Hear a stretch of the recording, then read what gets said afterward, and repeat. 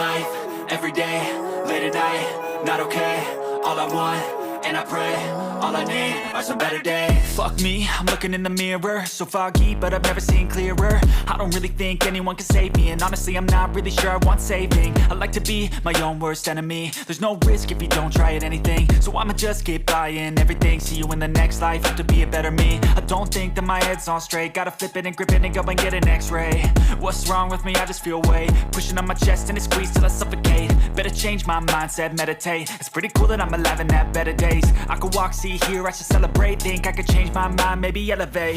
Living life, every day, late at night, not okay.